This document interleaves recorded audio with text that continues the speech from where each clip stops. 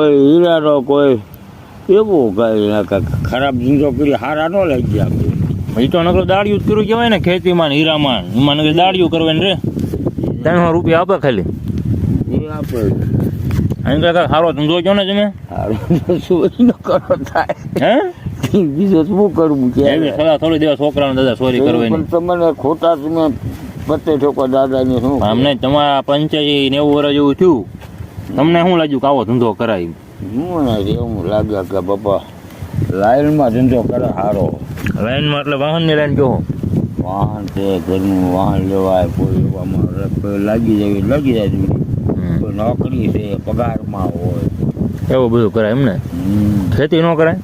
ખેતી કરતું જ હોય આપણે. ખેતીનો ધંધો ખેતી કરીએ, પણ જો લાઈનમાં લાગી જાય, નોકરી બોકરી કંઈક આવી જાય તો આપણે બેઠા બેઠા સાંજે બેઠા પૈસા મળે.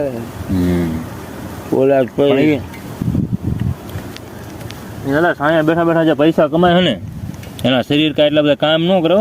તમારે કોઈ એટલું જીવી જ ન હોય કે 60 વર્ષ થાય ઉકલી જાવ. એ વાત સાચી છે, પણ ઉકલી જાય ન ઉકલી જાય.